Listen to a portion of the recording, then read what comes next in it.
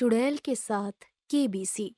ये कहानी है मुंबई की झुग्गी में रहने वाली सपना नाम की लड़की की, जो अपनी मम्मी के साथ रहती थी। सपना बहुत गरीब थी। उसके पापा की कुछ साल पहले ही एक बड़ी बीमारी की वजह से मृत्यु हो जाती है। पिता की मृत्यु के बाद सपना अपने पापा की कबाड़ी की दुकान चलाकर अपना और अपनी माँ का गुजारा करने लगती है। सपना की माँ दूसरों के घर में काम करती थी, तो वहीं सपना अपने पिता के कबाड़ी के दुकान पर बैठकर दुकान चलाती थी। और सपना को पढ़ने का बहुत शौक था, तो जो दूसरे बच्चे अपनी पुरानी किताबें बेचते, उसी को पूरे दिन पढ़ती रहती थी और किताब में दिए गए सवालों को बनाती रहती थी। और शाम को घर जाकर घर का सारा काम निपटाकर वो लालटेन जलाकर किताब पढ़ती थी। सपना, ओ सपना, इधर आकर काम कर ले। ये किताबें पढ़कर क्या बहुत बड़ी कलेक्टर बन जाएगी, जो हर वक्त ये झूठ मूठ किताब लेकर बैठी रहती है। जाकर कुछ सूखे पत्ते लेकर आ। क्या मम्मी, तू भी ना उस समय जब काम कर रही थी तब नहीं बोला? अब जब पढ़ने के लिए बैठ गई हूँ तब तुझे काम याद आ रहा है। हाँ हाँ, अब जाकर लेकर आ, ताकि मैं तेरे लिए खाना बना दूँ। बहुत कलेक्टरी कर रही है ना तू, जो मैंने तेरा टाइम खराब कर दिया। सपना जंगल में जाती है और जाकर कुछ सूखे पत्ते और लकड़ी लेकर आती है और अपनी माँ को दे देती है। ये ले, बना दे खाना, और कोई काम है तो अभी बोल दे।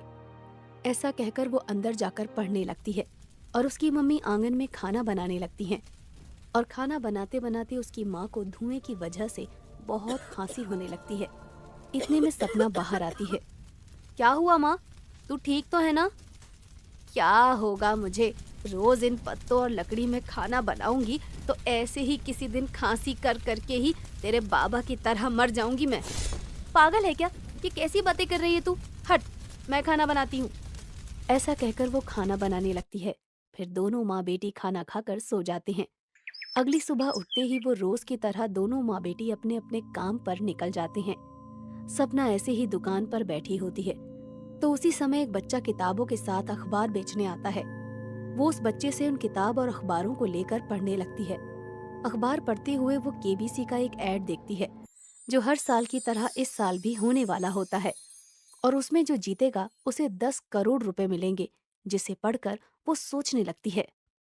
अभी तक मैंने जितनी भी किताबें पढ़ी हैं, उससे मैंने बहुत कुछ सीख लिया। और अगर मैं इसमें जाती हूँ तो अगर मुझे 10 करोड़ नहीं मिलेंगे तो कम से कम 1 करोड़ भी मिल गए तो काफी होगा। अच्छा सा घर भी बनवा लूंगी और माँ के लिए नया चूल्हा भी ले लूंगी और अपनी पढ़ाई भी कर सकूंगी। जाकर जल्दी से मम्मी को बताऊंगी तो वो खुश हो जाएंगी। ये सब सोचकर वो घर जाती है और अपनी मम्मी को पूरी बात बताती है और शहर जाने के लिए बोलने लगती है। ये सब फ्रॉड होता है, कुछ नहीं होता। कोई जरूरत नहीं है कहीं जाने की, समझी? इसीलिए कहती हूँ किताबें मत पढ़ा कर। किताबें पढ़कर तेरा बस दिमाग खराब हो गया है, और कुछ नहीं। लेकिन मम्मी सुनो तो एक बार, चलते हैं ना? अगर हो गया तो सब कुछ सही हो जाएगा। जितना कह रही हूँ उतना कर। सपना सोचती है कि मम्मी के मना करने से क्या होगा, वो लास्ट में उसको मना ही लेगी। जैसे जैसे केबीसी का दिन नजदीक आता है, वैसे ही सपना की माँ की तबीयत बिगड़ने लगती है। पर उसके पास उतने पैसे नहीं होते कि वो अपनी माँ का इलाज करवा सके। तब वो सोचती है, अगर मैं कल केबीसी में जीत जाती हूँ तब मेरी माँ ठीक हो जाएंगी। और वो ऐसा ही करती है।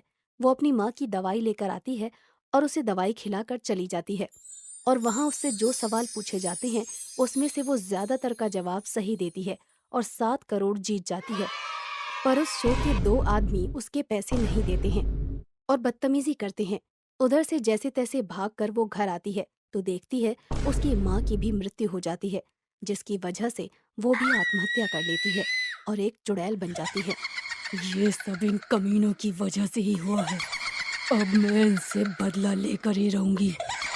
ऐसा कहकर वो चुड़ैल दूसरी लड़की का रूप लेकर दोबारा केबीसी खेलने जाती है और इस बार वो सारे सवाल का जवाब सही दे देती है और पूरे पैसे जीत जाती है।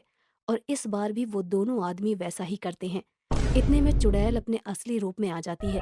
उसे देखकर वो दोनों डर के भागने लगते हैं, तो वो चुड़ैल अपने जादू से दरवाजा बंद कर देती है। कहाँ भाग कर जाओगे तुम दोनों? तुम दोनों की वजह से मेरी आज ये हालत हो गई है। और मेरी माँ भी मर गई। ऐसे ही कितनी जिंदगी बर्बाद की है तुम लोगों ने। हमें छोड़ दो, हमें छोड़ दो। अब से हम दोनों ऐसे नहीं करेंगे।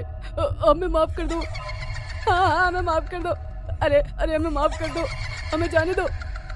नहीं, मैं ऐसे नहीं छोड़ने वाली तुम्हें। मैं तुम्हें सजा दिलाकर रहूंगी। ऐसा कहकर चुड़ैल लड़की के रूप में पुलिस स्टेशन जाकर उसके साथ हुई दुर्घटना के बारे में बताती है। और जहां उस चुड़ैल ने आत्महत्या की थी, उन्हें वहां पर लेकर जाती है।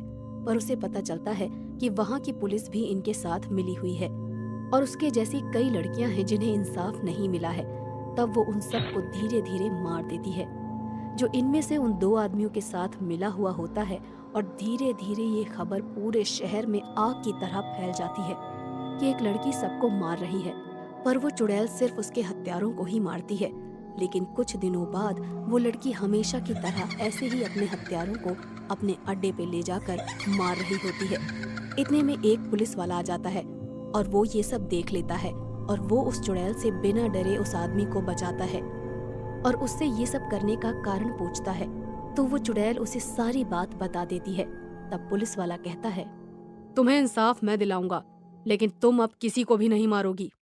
ऐसा कहकर वो पुलिस वाला अपनी टीम के साथ मिलकर उन सब को धीरे धीरे पकड़ लेता है जो इन सब में शामिल होते हैं और उन सब गुनहगारों को सजा दिलवाता है, जिनमें कई लड़कियों की भी जान बचती है, जो सपना की तरह उनके जाल में फंसकर कैद हो जाती थी।